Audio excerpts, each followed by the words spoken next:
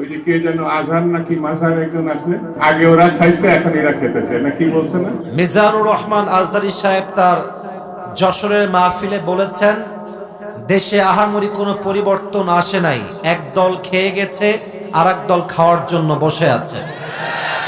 আপনারা বলেন উনি কি কথাটা ভুল বলেছেন না ঠিক বলেছেন?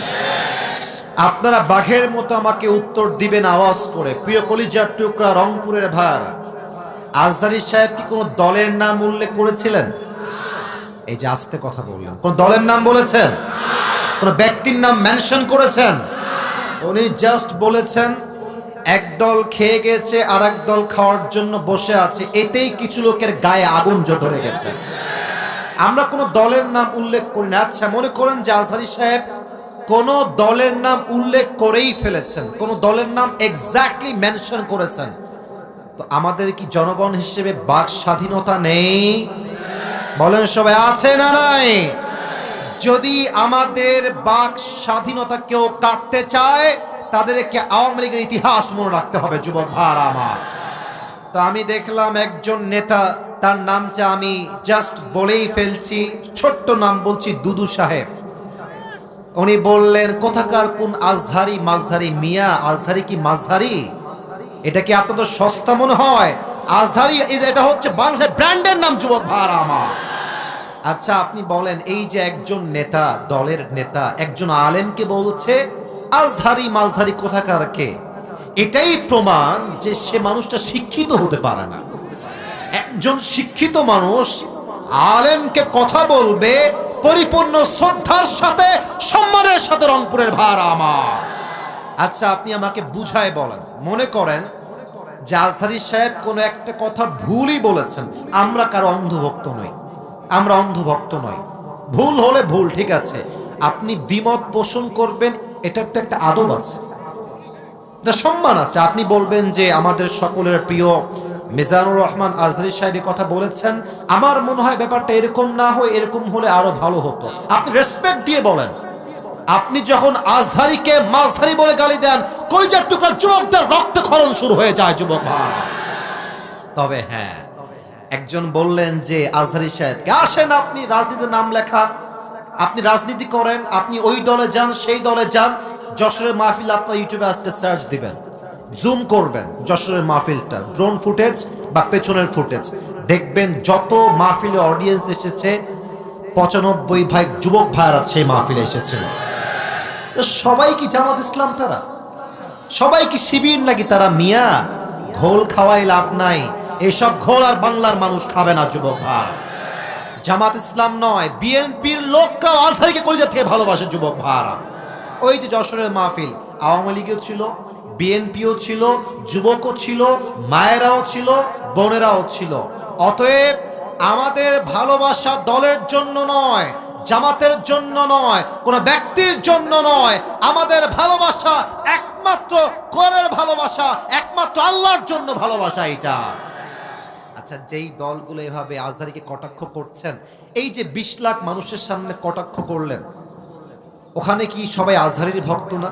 তো আপনি যে গালিটা দিলেন, যার বুকে আপনি আঘাত দিলেন, আচ্ছা ভাবেন যে আজহারী সাহেবকে আমি ভালোবাসি, কথার কথা, তো আমার ভালোবাসার মানুষকে যে গালি দিবে, আমি কি তাকে আর ভোট দিব নাকি?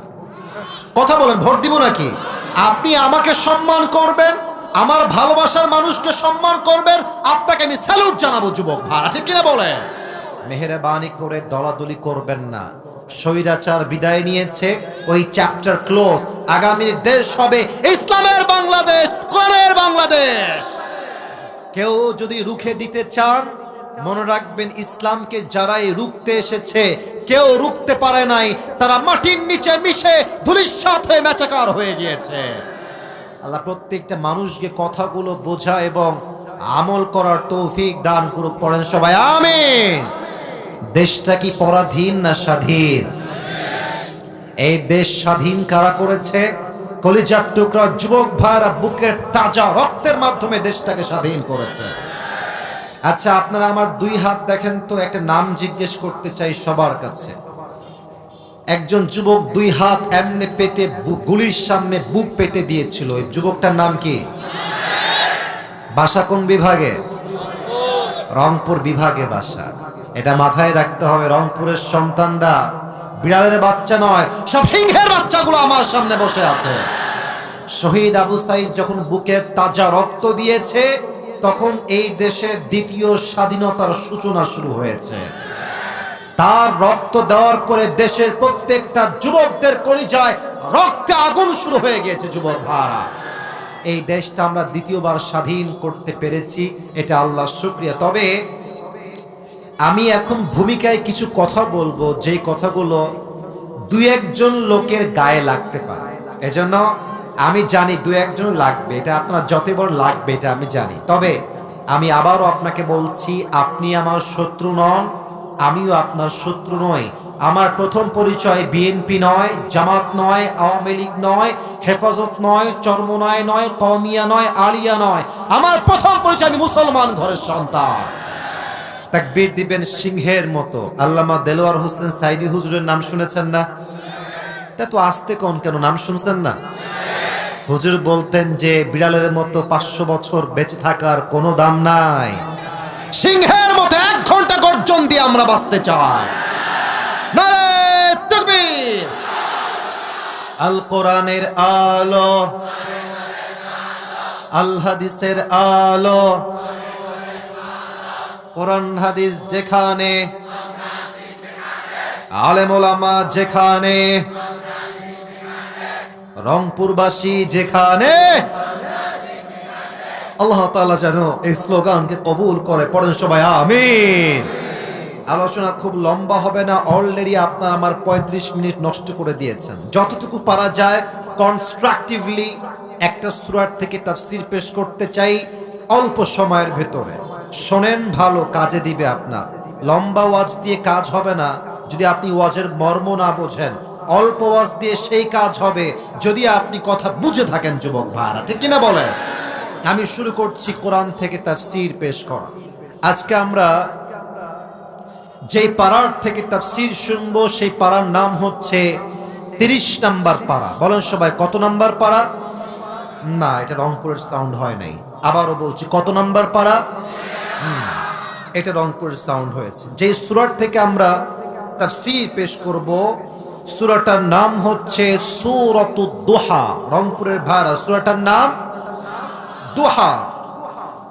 কোরআনুল কারীমের সূরা সংখ্যা অনুযায়ী এই সূরার নাম্বার হচ্ছে 93, 93তম সূরা। বলেন সবাই, কত নাম্বার সূরা?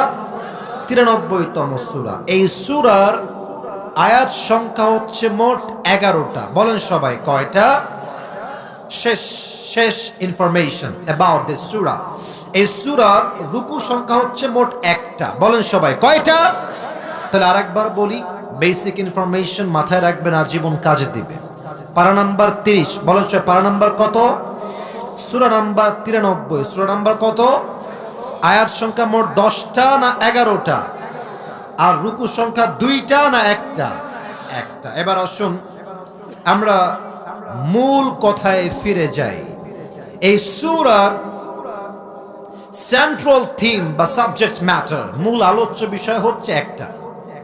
সেটা আমি এক বাক্যে বলছি। মূল মেসেজ হচ্ছে একটা, never lose hope and never be frustrated. যত যাই হয়ে যাক, যত কষ্ট আসুক, হতাশ হওয়া যাবে না।